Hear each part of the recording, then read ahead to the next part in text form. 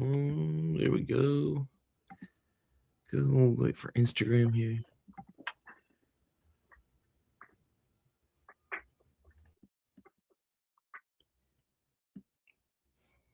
There we go. We are live, gentlemen. It's the closing table.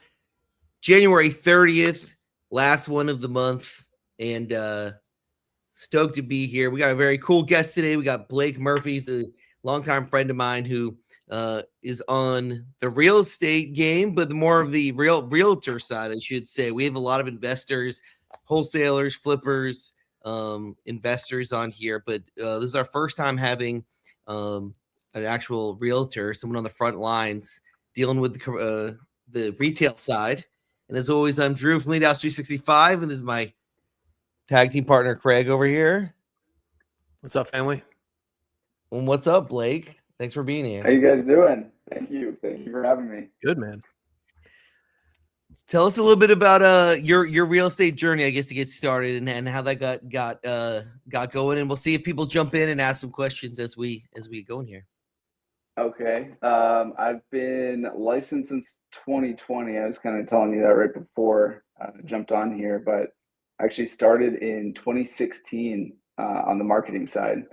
So for about 4 or 5 years, kind of learned the back end a little bit, and then decided, you know what, I'm going to give it a shot myself. And I think during COVID, I just decided to get licensed, and that was pretty much it. And it's been pretty good ever since. So it's been enjoying that. That's awesome. What market are you? What market are you in? So I'm in Central Florida. So anywhere within like Kissimmee to DeLand-ish. I will go out sometimes depending on the listing or the client. But you know, I've sold in St. Augustine. I've sold in Vero Beach, and I think I've got one in Tampa coming up. Cool. But mostly Central Florida. Yeah. So when you got started with the marketing side of it, was it more? Did you work for another realtor or work for a realty company or something like that? Or no, so I started with Remax, and they're all individually owned, so not corporate or anything. And that was just really, they were trying to market to agents to try to get them to join the brokerage. So it was kind of that side, like what would be a reason an agent would want to work here? What could we do to support them? And you know, that was fun. That was kind of just, you know, when I started, there was really it was just a job. But I really started to kind of learn it and love it. And a couple, maybe 2 years after that, I started helping another agent with Facebook and Instagram graphics and just kind of taking over what she was already doing. And she was great. She sells, I think at the time, like 45 to 50 homes a year in the like between 800 and 2 million price range, like roughly in between that. And my first year with her, we actually doubled what she was doing. We got her to 75 that year, then like 80 the year after. And that was kind of how I switched into the agent side. And I was like, I'm just going to do this for myself. And then I got licensed. And I think that's firsthand. You can see like how important marketing is. I think that probably, especially in that industry, your side of things, like for the investors and wholesalers, flippers, like marketing is like 100% like the job to some extent. But realtors, I know a ton of them who just are like 100% referral based, and maybe they put their name on a park bench, or they just build a network, or they work for a company like Remax, maybe sends them leads, right? But like when you can really take control over that marketing yourself and go get like an acquisition channel for leads, whether it be digital marketing or something, you know, in the 21st century, because this shows firsthand what can happen for that realtor. Yeah, absolutely. Doubling their amount of houses, doubling their volume, pretty insane. So yeah, no, absolutely. Marketing is everything in real estate. And again, you know, I'm not on the wholesaling side, but I can imagine, you know, with the number of touches you have to be able to acquire those leads, you know, it's going to be important. Yeah, kind of the same thing. I mean, you're going through sellers who still have to sell, right? But they may be in a little better off than the ones who, you know, come to us or our clients, right? Maybe it's not as distressed. Maybe they aren't going through the same struggles, but they still, at the end of the day, they have to get their home sold, right? Yeah, So absolutely. kind of the same. Hey, we ask everybody this. Tell us about your first deal. Tell us how your first listing. First deal? Yeah. Okay. So first deal, I remember when I got licensed, I thought it was gonna be a whole lot easier than it was. And I started doing open houses and calling family members and, talking to people down the street, whatever I could think of. And I just felt like I kept like spinning wheels and nothing was happening. And Yeah. I watched something, I forget what it was. It was something on YouTube, and it, it was basically, I didn't want to cold call. That's not my thing. Mhm. But I was like, I'm just gonna try to text. So I started texting for sale by owners, and I think it was my seventh text. I got a lead, and I Mhm. went to this house, and it was, it wasn't. I think at the time it was like 345,000. So nothing crazy. Um, But I remember just being like so stoked. Like I finally got somebody to reach back out to me and went, and there was multiple agents, for sale by owners, you're getting Yeah. it's a ton of people are reaching out to them. And I think I just clicked with them. We had a great conversation. They were listing a little bit higher than it should have been. So I think at the time it probably should have gotten like closer to 310, 315, something like that. And I was like, you know what?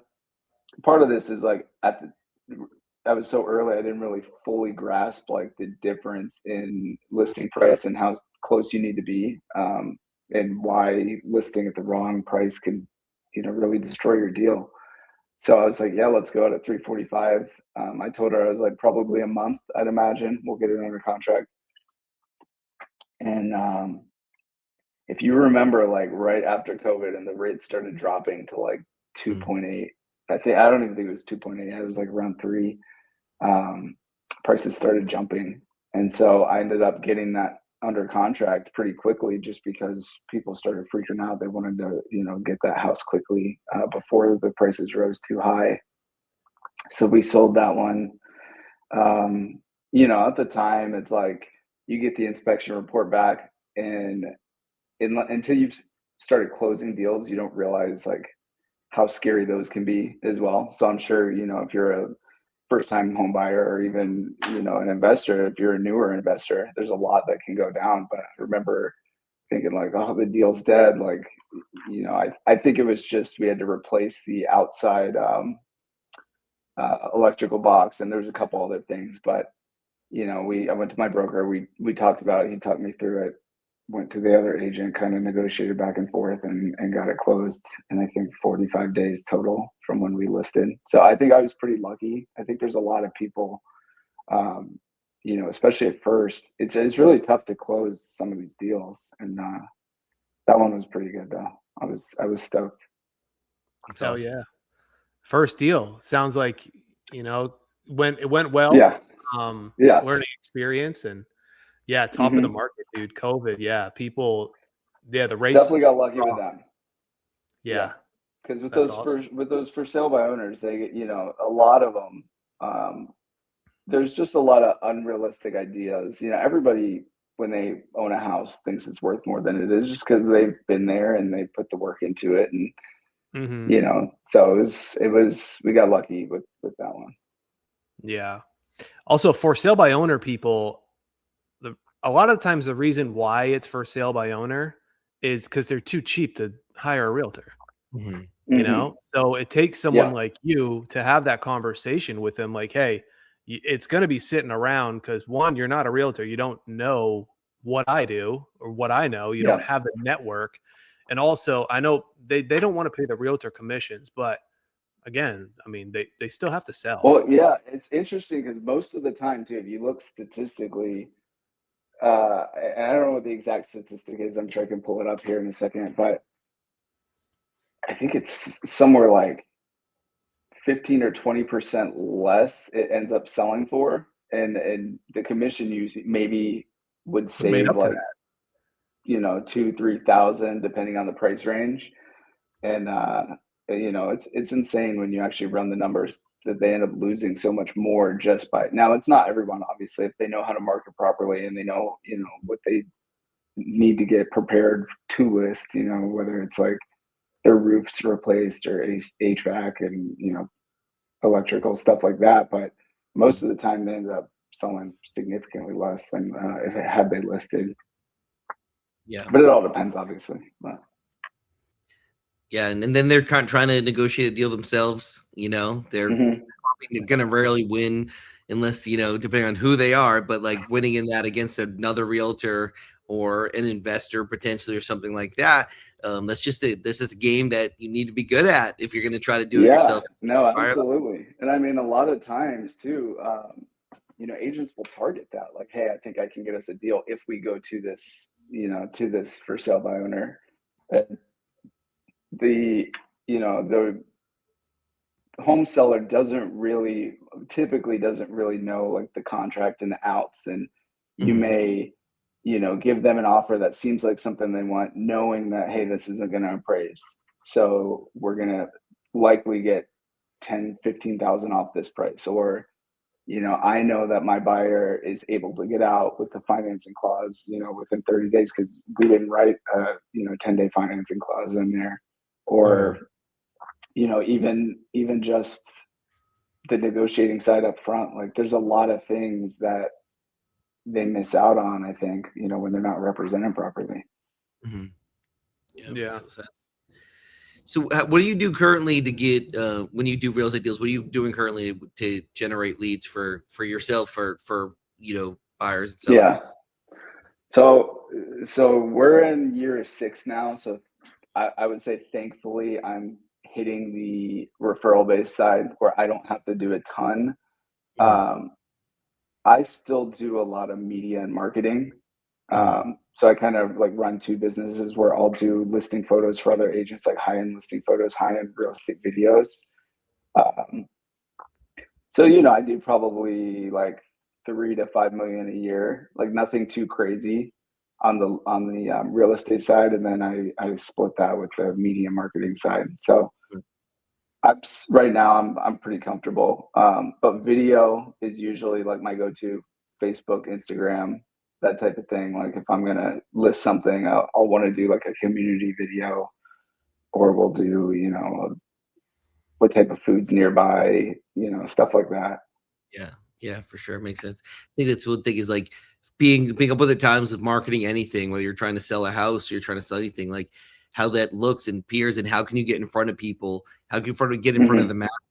Like just having it listed on the MLS really is like, sure, there's people going to be looking at it, and you want that listing to look great and be appealing. At the end of the day, if you're looking to get it sold faster, going and marketing directly to buyers, you know, on Facebook, Instagram, you know, YouTube ads, that's going to be the fastest way to get it done. You may have to invest a little bit of marketing money into it, but you know, at that time, sometimes your seller or the buyer, like the timeline might be the thing that's most important to them, is wanting to get this done in 30 days.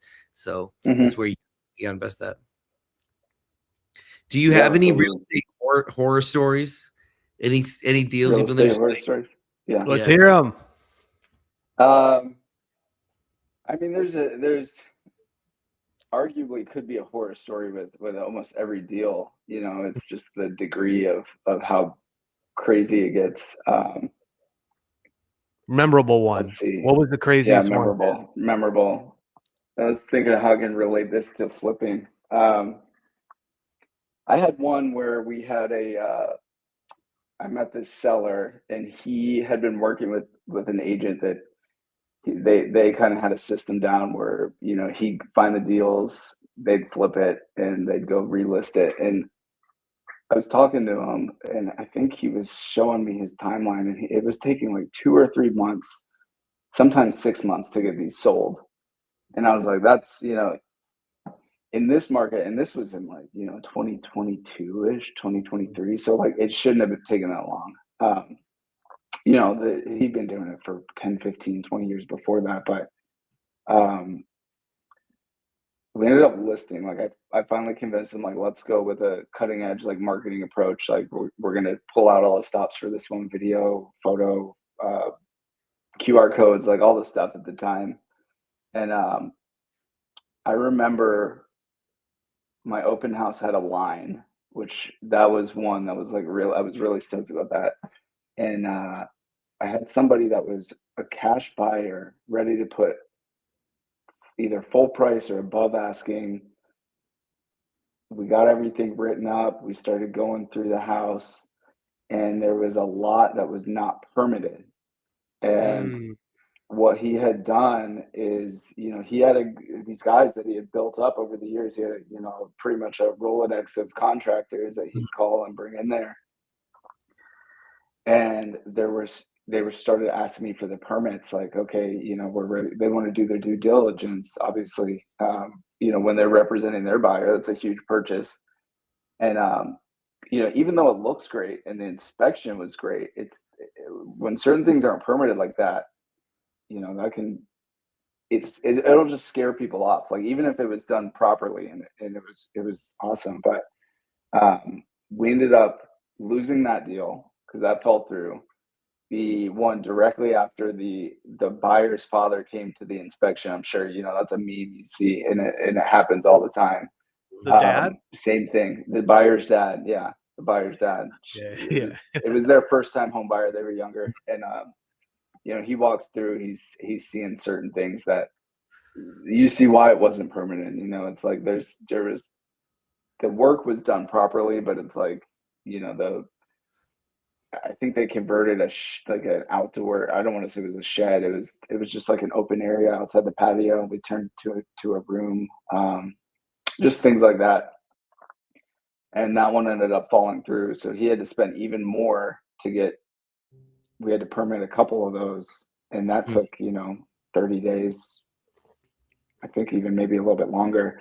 But long story short, like it ended up being 2.5 months, and he spent more, and we had to drop. I think we sold it for 15,000 under list. And so we would have sold it that first day, I think 10,000 above list. So that's what, 25,000 that he lost by not permitting it. Yep. So stuff like that, I'd say that's kind of a horror story on the seller side. I've had crazy clients and stuff like that on, not mine, but like on the other side. But yeah, not money related. That's probably the first one I can think of. Can't be cutting corners when it comes to permits, man. You got to get it done. You see it happen. It always comes back to bite you in the ass, especially when you're represented, and then especially when you're getting financing. Because hey, you could not even notice it being the buyer, right? But your lender is going to be like, hey, did they pull permits for that work they did? So and it'll just blow the deal up. Yeah, absolutely. You see it a lot though with not all flips, but you can tell when you walk into a house if it's recently been flipped, and it's not like a red flag right away, but you definitely start to look at things a little bit more even before you potentially even write a contract up. Yeah, especially your dad too, or their dad. Yeah, they're gonna be. They have their own inspection. Where because that's any house that they're gonna find something. If it's like a nightmare, if the buyer's parents are coming, that's not good. Yeah, that's for sure. Parent teacher conferences. Yeah, pretty much. That's funny. So tell us about your team, man. Like, who do you have on? No team, just me. It's just you. Just me. Yeah, I do it all. Wow. Marketing. Yeah. 3 to 5 million a year, and it's just you. Yeah. That's insane, man. Yeah. Congratulations, bro. I mean, that's awesome. I think if I had a team, it'd definitely be a lot more. Just the prospecting side, that's a full-time job. And true. That's why I'm thankful to be mostly referral based, because I can still post and post my media and post videos here and there and Instagram stories, all that, and that's pretty much where I'll get 80% of my clientele from are people I already know or have worked with or their family members. But yeah, I mean, if I had somebody running that side the whole time, you know, and I can just focus on the real estate side, then yeah, I'm sure it'd probably be even more. Yeah, for sure. That's awesome, man. And you try to focus on like the more luxury, like higher ticket side of real estate. Is there a reason why that was attractive to you, or just kind of fell into it, or how did that all come to be? I mean, I don't necessarily say that I focus on that. I think that it's just the people that I have worked with. I'll have a lot of like friends' parents, and that'll just be the price range they're in. Yeah. And then from the media side, I can make those homes look a lot better. And so I'll just advertise those a little bit more. And it ended up, you know, and it ends up working in my favor. I think one of them I remember this one actually specifically was from someone I went to high school with. She was in the middle of a deal and she was just asking me for advice, and she had not listed her property yet. So she was buying a new property, and I'm in Winter Park. I don't know where this is based, but I'm in Winter Park, Florida. And this is Baldwin Park. So it was like directly next to me. And I was like, I'm going to just go create like a video for her house, because I knew she hadn't listed yet. And the buyer's agent was assuming that they were going to go through, you know, her, because they were already working together. And it ended up going viral, not fully viral, but it got shared around like the Baldwin Facebook pages from like the residents. And, you know, the seller, she ended up saying that like they were going to go with me just because of that video. I don't know, it was a really unique situation that came just from creating that video content. And so I would say, you know, it's not just what I'm targeting, it's easier to market, I think, to be honest with you. Yeah. I think also, like, if you have that skill set that you do with the marketing video, like those higher price houses are harder to sell. It requires a different buyer. It's not that the price range is accessible to 90% of people. So you have to do something that attracts that top 10%. And maybe those people aren't even in the housing market, but they see a video for a house that's like, oh my God, this would be my dream home, and I can afford it because I'm that person. You have to be able to get that piece of content that sells that house in front of them to attract that. Because I know that, like, when a professional athlete, when someone on the Orlando Magic is going to sell their house because they're getting traded to teams, that house could be on the market for multiple years, just because to find a buyer who can afford it, who's at the right time willing to buy it, can be really hard. Because what percentage of people in the world actually can that want to live in Orlando, Florida, that can pick any house probably in the state of Florida and afford it, but that's what they choose, you know? So, so that skill set obviously leans yourself towards that. And I'm sure the commission on a house that's worth a lot more money for the same amount of work is obviously, you know, lucrative too. So. Yeah, I actually shot photos and video for Mario Hezonja from the Magic when he was. So this was not for my listing; it was for another agent client of mine. But you know, same thing. You obviously need that high-end production, and you know, we did a pretty detailed video, and it sat for a little bit because it wasn't priced properly. You know, that's a marketing piece on its own, is where you want to put it out at. But ended up, you know, some doctor ended up buying it. Probably just was to be an NBA player's house, you know? Yeah. Actually, I think Courtney Lee, you remember Courtney Lee? He custom built that one. Yeah. So it was Courtney Lee's house. He sold it to Mario, and then now some doctors got it. Yeah. Yeah. That's crazy. That's wild. Have you so you've never really dealt with like worked with any wholesalers directly? What about any like flippers or just like real estate investors? No wholesalers. I've dealt with the phone calls from wholesalers. I've dealt with emails from wholesalers. And I'm not too familiar with how that works when they're represented from an agent. I know most of the time I've got emails that's significantly lower than where we want to be. And that may just be the range that I'm in. It may work, with other listed homes. When I first got licensed, I did, I was trying to consume like everything about real estate. I wanted to be successful, so I was watching pretty much anything I could. So I did see, a lot of stuff on Instagram and TikTok on how to be successful with that. So that's really my only experience, like on that side. Investors, I've had a couple of those, like I told you, the flips, where you're marketing what they've done and getting it sold. So from that side, but yeah, I mean, I don't typically work with investors per se. I had one. We just purchased an Airbnb in, I think it was May. Stuff like that, but yeah, not like, I mean, there's a lot of agents that have like, that's their clientele. They have a list of investors and that's all they do is list their, their flips or stuff like that. But yeah. We work with a lot of guys who, some of them may just be cash buyers and they're just flip contracts. And really what, we're focused on finding we talk about like the condition of the property when you're trying to sell a house, but we try to focus on the condition of the seller. Like how did they acquire the house, or like what is going through in their life.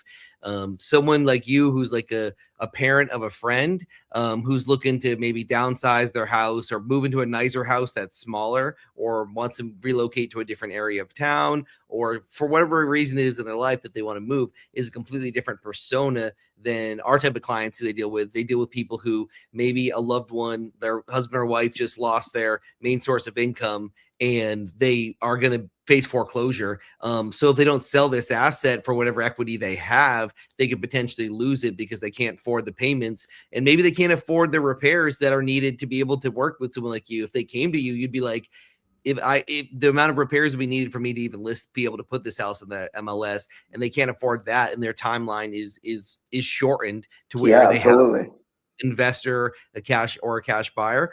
So it could be that, or maybe they inherited a house, and let's say someone's grandmother passed away and they live in Ohio and the house is in Orlando, Florida, and the grandmother was a hoarder and they just inherited this. Just like, hey, someone just take this off my hands. I don't want to have to go clean it out, fix it up, list it, and then wait how long it is on the market to then potentially the full price. They'll just be willing to take 30% of what the actual home value is to an investor or a flipper or someone who's just doing cash offer stuff. But a lot of our guys also have real estate license too, because when it comes to maximizing your advertising dollars, when these guys are spending potentially a few $1,000s a month, and that could be across hiring cold callers, it could be across doing direct mail campaigns, it could be doing bench advertising, billboard advertising, TV, radio advertising. It could be running digital ads. Like we spend probably some of our clients spend $15,000 a month just on Facebook ads to generate leads for properties. When it comes to that, they want to maximize every single dollar. So if they get someone who is like, yeah, I'm really motivated to sell my house,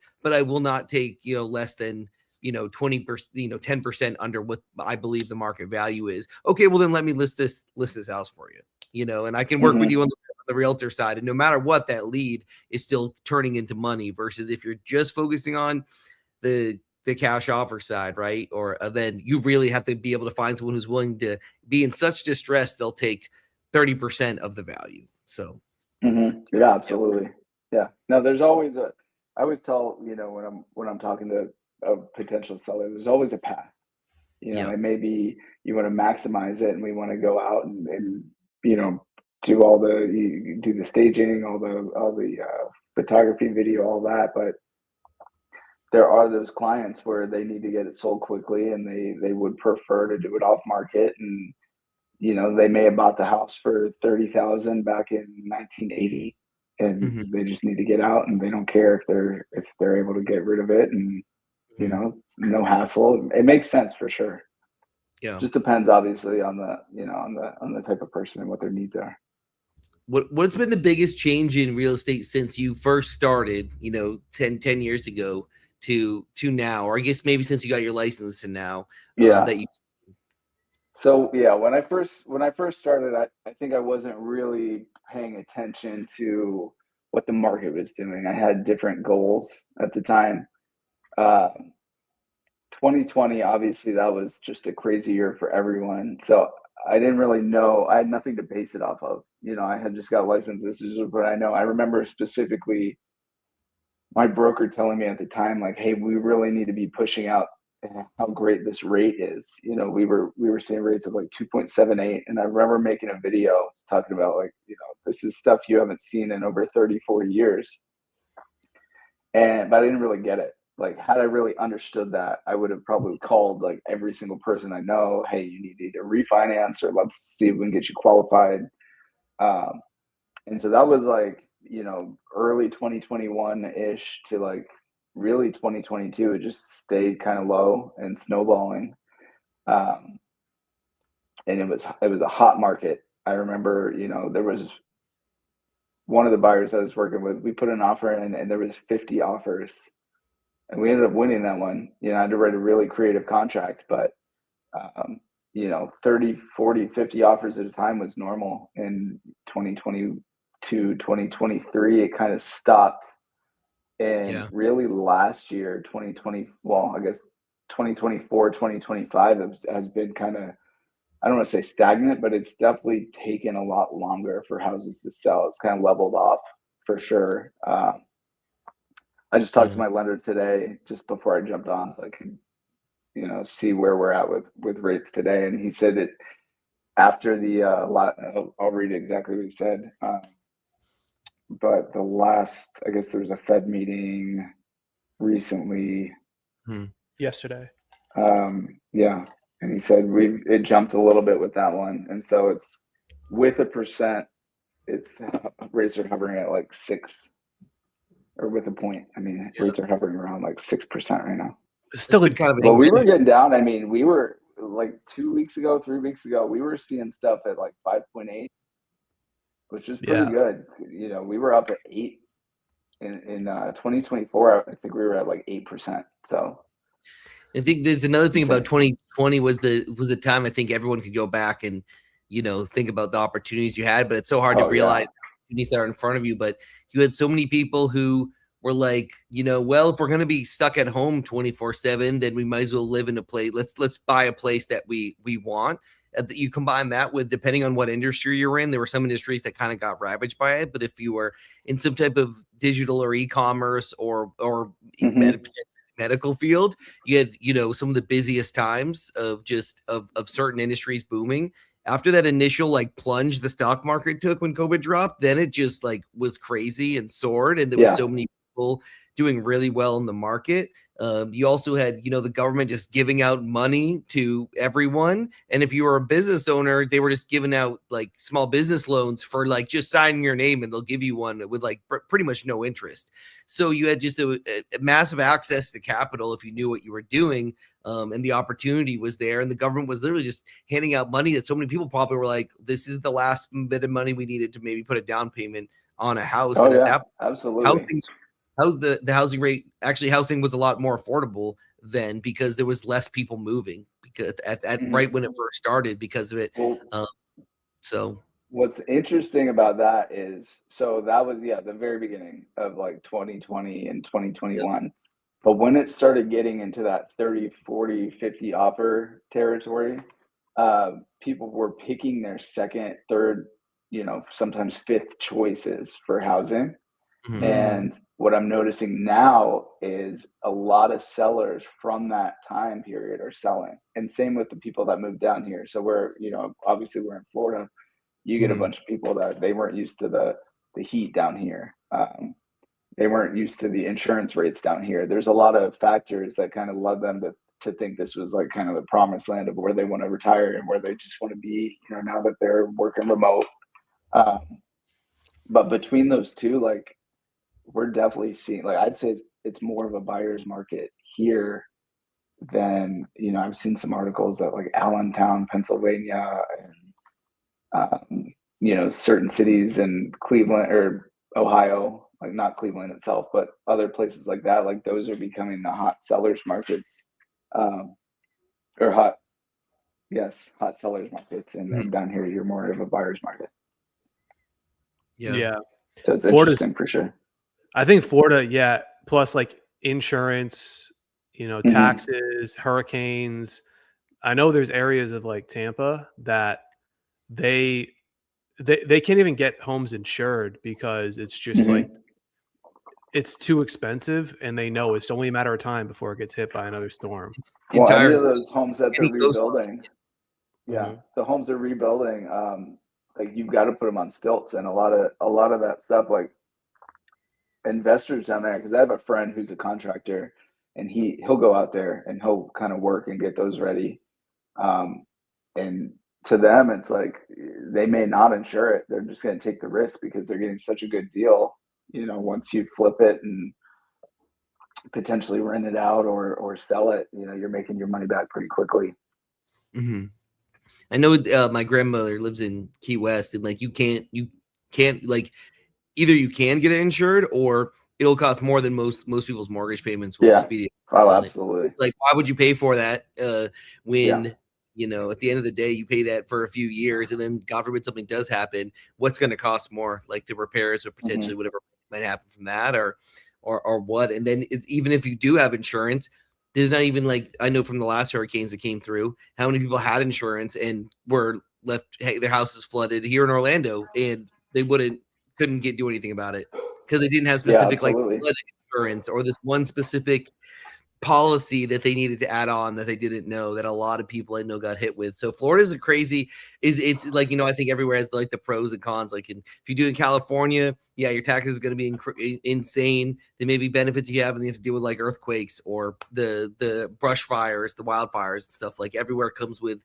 the ups and downs. And Craig and I are from Maine, where house insurance is probably pretty affordable at the end of the day, but then the winter you're dealing with 6 months of just the worst miserable life you could possibly live. He was just up there for Christmas for a month, and I was like, I don't know how you did it, dude.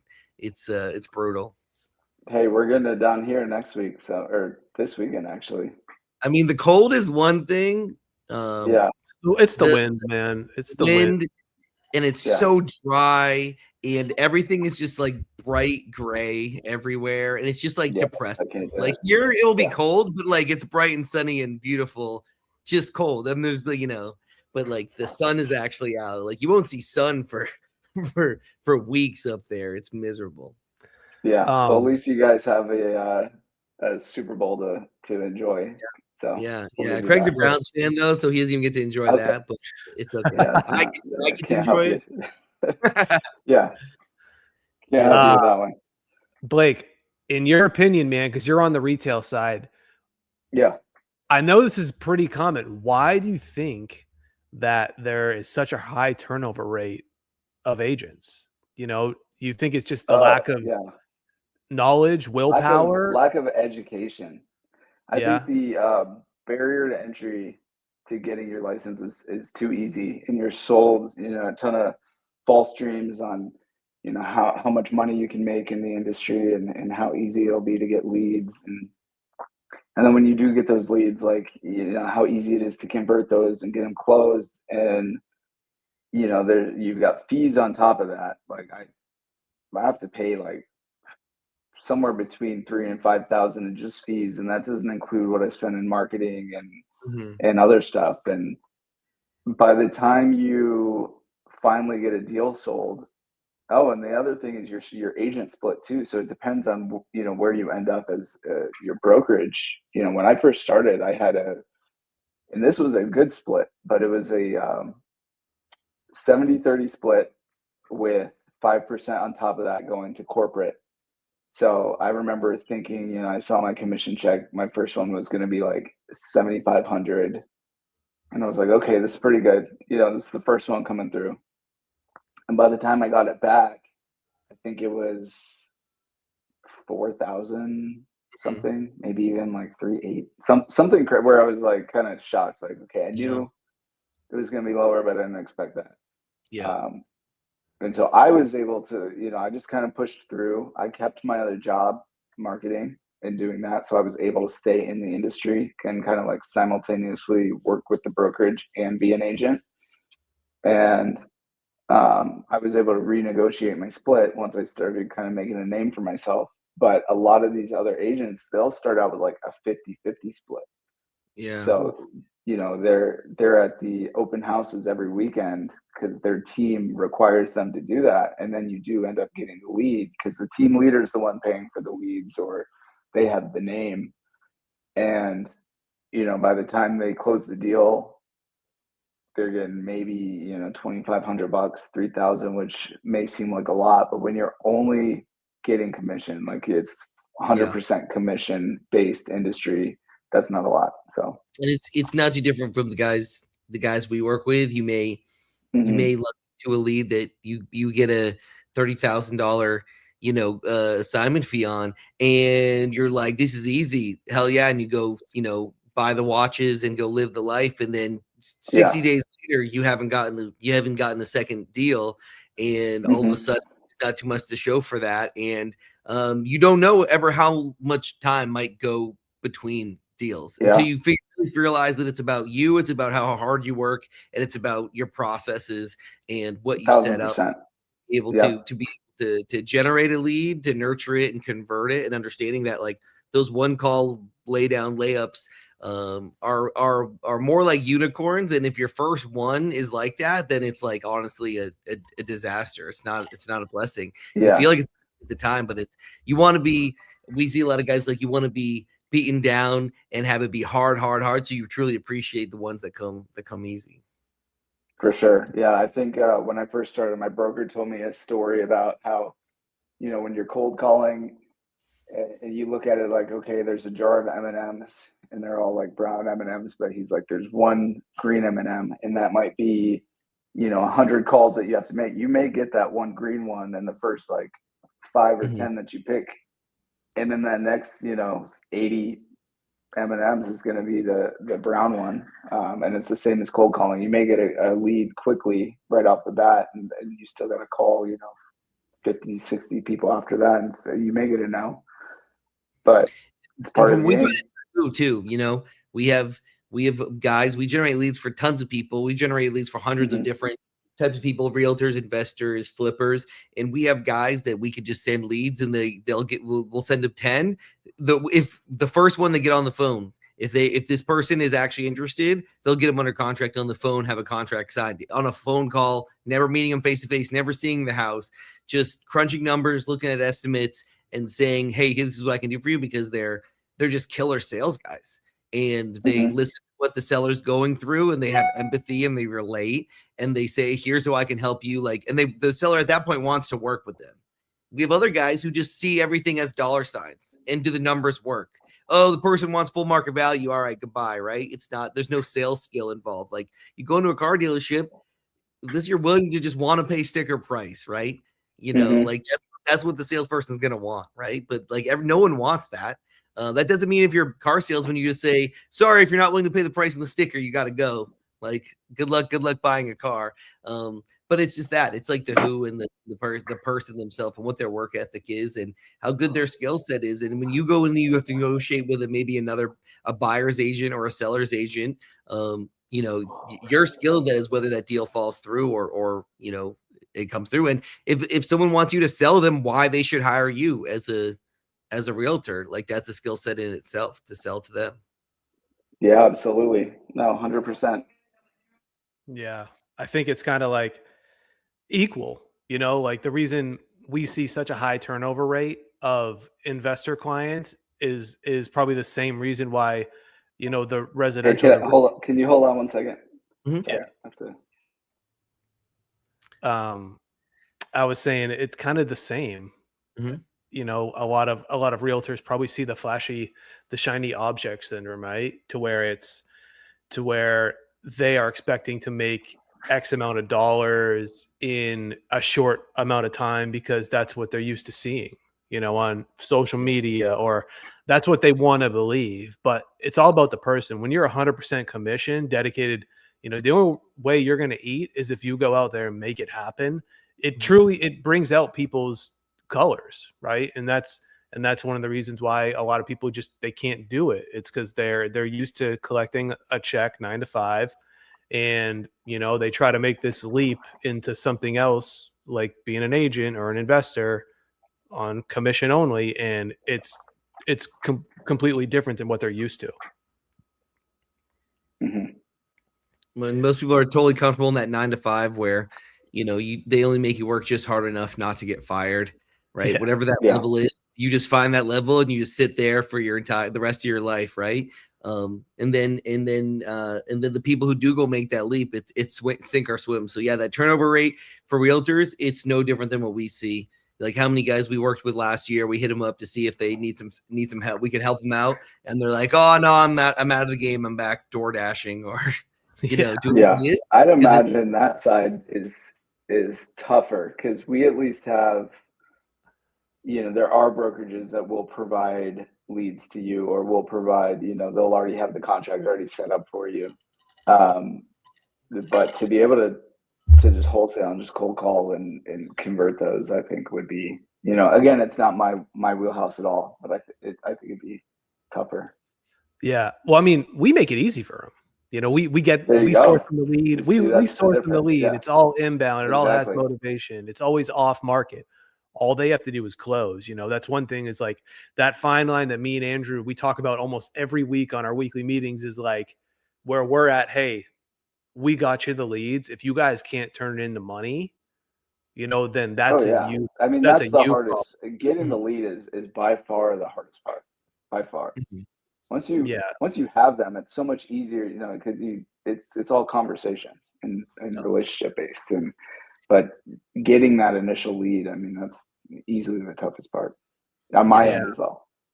Yeah. And you're not also really focused as much as our guys are, is like what the house is going to be sold for, right? Our guys, a lot of them have to buy a house for a certain percentage off. And that is always going to be much, much larger than the person wants or is expecting. How do you deliver that information to them? How do you sell them on that vision still while you're giving them very bad news, would be the nicest way to say it. Versus a realtor, it's like you can work. It's easier to exist in a realm of reality from the realtor world with the leads.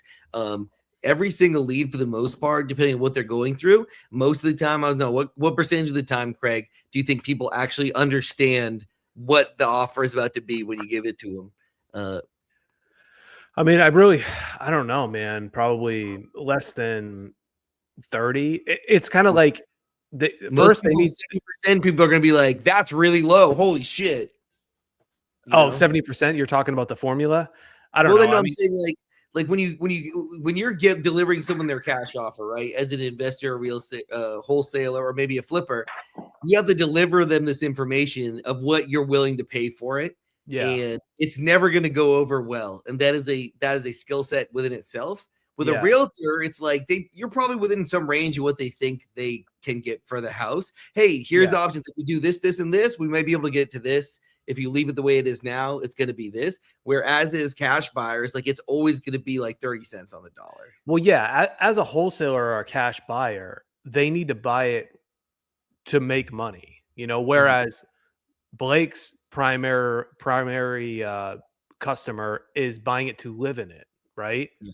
So the person we're, helping get leads for, they're going to buy this and contract it and sell it to somebody else. Both of them are going to make money and then sell it on the market. So what that seller might perceive as being a low offer is like, well, hey, you saw our ad, you went through our funnel, you're going through this situation. You can't possibly think we're going to pay you retail. If you are, have you ever met a homestead seller running ads to sell their own personal house? Mm-hmm. So there's a little bit of education involved, but some people is what our job. Yeah. But even on my side, there's the price, but I think a lot of people aren't familiar with the fees associated with selling either. So there is a lot of similarities, but the wholesale is going to be significantly less, but again, it's those, those people that need to sell right away. And it absolutely makes sense. And by the time they get to us, it's one or two things. They've already talked to a realtor and they've realized that the timeline and the fees are something, and what they're and pay attention to what they might need to do to sell the house isn't the path they want to go. So now they're coming to us, or they come to us and we educate them that, hey, go talk to a realtor. Let us know if we can help recommend you one. But they're right now the only, like, we can't help you. Maybe they can. And then guess what? Maybe that realtor gives them the same information and they decide that the cash off route is better to go. But we also tell a lot of our clients, because we do this ourselves, Craig, it's more on Craig's wheelhouse that I help generate the leads. But, there's so many other ways other than just being a traditional realtor and doing traditional cash offers. You get it done. Novations are becoming really popular in our world. And also some like buying and holding properties. If you're a true investor, and that's what you call yourself, you should be willing to buy and hold some of these properties yourself and understand that you can still cash flow a house for, $500 a month, buying it off someone who just really needs help, really needs his house sold. And you can, as long as you can find a way to afford the down payment on that house, or get creative and put it on a credit card or something, then you can hold on to that property and cash flow it and put a tenant in it. And now you're starting to build a portfolio of properties yourself. The leads we generate could work for realtors, could work for people building their own rental portfolios, could work for people who are doing cash offers at deals. It's just like, if you only are focused on one of these exit strategies, it's going to be really hard. If you're not willing to go get your real estate license, if you're willing to go do that, then your life's going to be even easier, because every single lead is still an opportunity. Because the one thing with us is, like, these people need to sell their house. They filled out a long form. They've given their life story. They've spilled their guts about, like, what they're going through. And so they need to do it, whether it's going to be you or somebody else or a realtor, or they're going to let it go to foreclosure, right? Someone needs to help them through that situation. So it's really just being able to figure out what's the best strategy for that, that seller, and how to get the deal done and convince them that, this is the way that this is the way it's going to be. Do they believe you that, like, the information you're giving them is valid? And sometimes it takes them talking to 10 different people, and they come back to you and they say, you were the first person who gave me all this information. I talked to 10 other people. They all said the same thing, but since you were the first one, you were clearly honestful and truthful. So I want to work with you. So, yeah. Craig, is there any other questions you had teed up? I know you had a few things you wanted to touch on. I don't skip over anything. We're coming to the end. Novations, Blake. I'm sure at this point you've heard of what novations are. Have you run into a situation where you have a seller who maybe thought they had a buyer, but lo and behold, they put that property on the market without them knowing it? No, I have not had that situation. Well, so if you want to, give me a quick background on that. You will run into it. I don't know when, but you will run into it. So a novation is pretty much just like getting a decent discount, not like a cash offer, but close to a cash offer price. But also giving the seller a little more money, and for them allowing you to list it on the market, right? You know about these flat fee list services that are going around. Yeah. You can just pay some broker in California who's got access to every MLS in the country $100, and they'll just throw it up on the market. And then, like, the investor, the wholesaler, has to pretend like, act like they're the realtor and, find the buyer and sell the deal. Right. So we see it kind of often to where, like, it's an inexperienced wholesaler, knows the process, but just doesn't give the seller the expectations of what they're signing. And next thing you know, like, one of our clients or our internal business, we get a lead of a seller who's like, I'm selling my house, blah, blah, blah. And we look and, it's already listed. And they say, no, it's not. And they're like, well, hey, how did it get here? And then they're like, oh, well, I had a buyer, but they backed out. And we're like, well, your property's still listed on the market. And they go through this whole thing of, like, how did that even happen? Next thing you know, like, they found the wholesaler had that clause in the contract that they can list it. And it really just messes everything up, because the seller, they still want to get the price that they want, but the price they want is what it's listed at on the market, and no one's buying it. So how are we going to be able to make something work? Mm-hmm. You know? Mm-hmm. Yeah. So yeah, not something I've dealt with. But I definitely could see how that, that can cause a lot of problems. I'm trying to think if there's anything similar.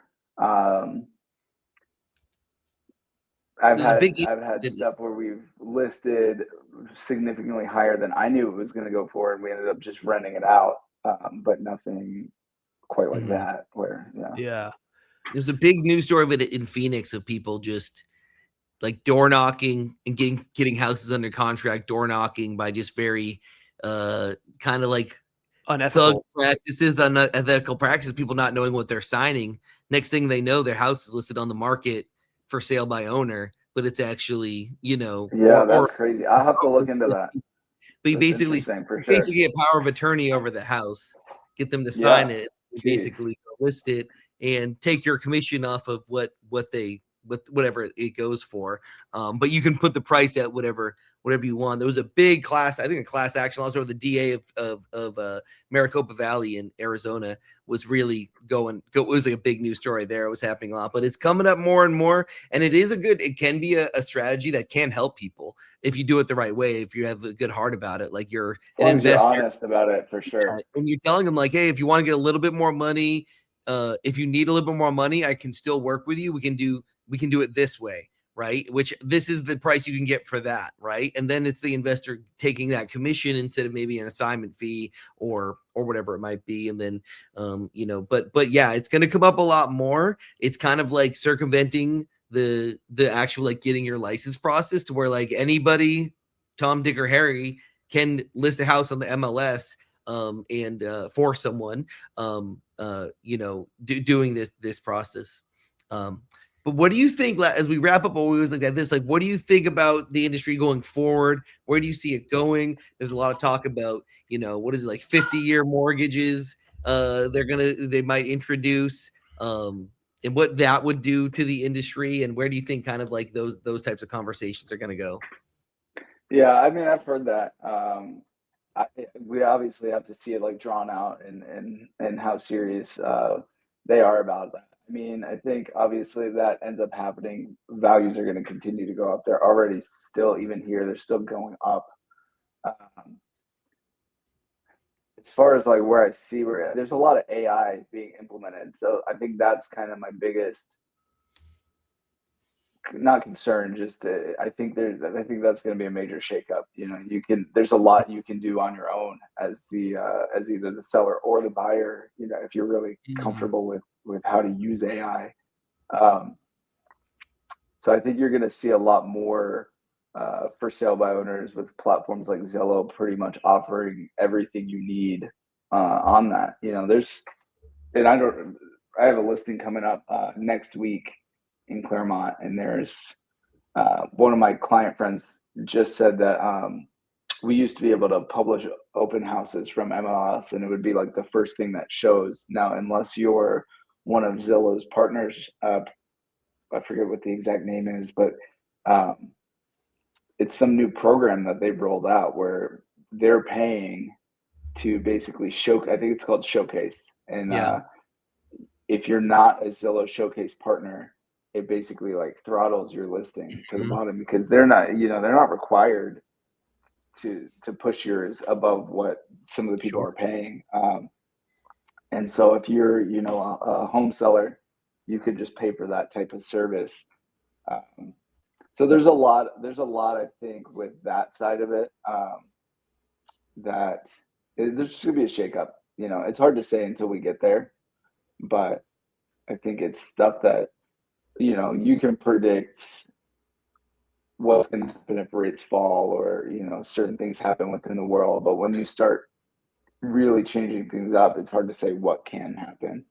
We've gotten that a lot. We've talked the last couple of calls. Well, people have been like, it's impossible to predict anything right now, just because we have a president who just, depending on what he tweets out in the middle of the night, can change the market dramatically, right? And that's the factor that really hasn't existed in the past. Normally it's been those, like, it's not that dramatic of of swings that can happen by just a social media message, unless it was like the world is shut down because of COVID, right? Like that message shook up the world, but you have like these mini shakeups that can happen and swing the stock market, swing the cost of oil, swing the cost of gold by just statements that can be put out, and it happens so regularly that it's really impossible to say. But that's the kind of the answer we've been getting a lot. But do you have a personal prediction, at least as far as like Central Florida goes? Where do you see Central Florida over the next like 5-10 years as far as the real estate market here? Well, Central Florida is growing so quickly. It's continuing to grow. I know that the I-4 expansion is finally getting down to like the theme park area, and you're seeing a lot more new home construction down there, and like Horizon West and Claremont, Winter Garden, like all of that. North too, like Daytona, like the land, and absolutely, even like absolutely. Some of those areas are becoming those are going to be part of Orlando eventually. Like Sanford right now is like part of Orlando. Yeah, I think it's gonna be similar to LA, where it's like it's just all connected, all the way to the beach. I definitely think that, but I think also, with all that change, it's hard to say what's going to happen with values because they are building a lot.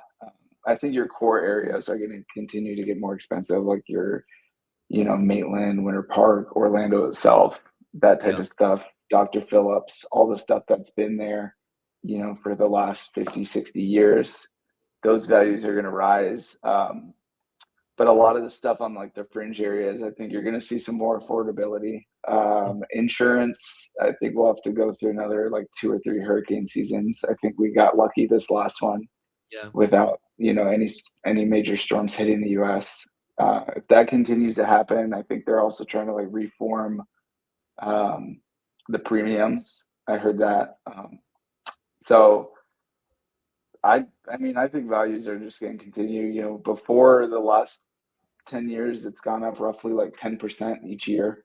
With those 3 COVID years, it was like 25% in value went up. But I think it's going to be the same thing. It's just going to keep growing. Time will tell. Bigger. Yeah, it's tough to say. Where can people find you if someone wants to work with Blake Murphey in Central Florida because they want to buy or sell a home? What's the best way to find you? Just on Facebook, just my name, Blake Murphey, Realtor. I'm on there. I have the domain, thecitybeautifulcells.com. Nice. So that's probably the easiest one to find me there. Instagram, same thing, Blake_Murphy. I believe. Let me double check that because I've changed it. Blake.Murphy, actually, on Instagram. So yeah, those are the three main places. Hell yeah. Awesome. Right Craig, on. anything you want to say as we sign off? Yeah, I mean, 2026 it's gonna be a killer year. Let's all go out there and crush it. It's gonna be good on investment and on residential and retail stuff. So this is an awesome call. Appreciate you coming on. Yeah, absolutely. Appreciate you guys having me. Hell yeah. Appreciate all the viewers, and we do this for you guys. So if y'all need leads, get at us at LeadHouse365 on everything. Craig, what do we know who we got up in a couple weeks coming? Do we have it teed up yet? Or are we still working on a guest? That'll be, we will be out in Phoenix in 2 weeks. Maybe 3 weeks. That'll be the day. Yeah, that'll be the week we get back. We don't have a guest yet though. But if any of you watching do want to be a guest, on our show, just hit us up in the DMs and we can make that happen. Absolutely. And hope everyone has a great rest of your weekend, and we'll see you next time. All right, cool.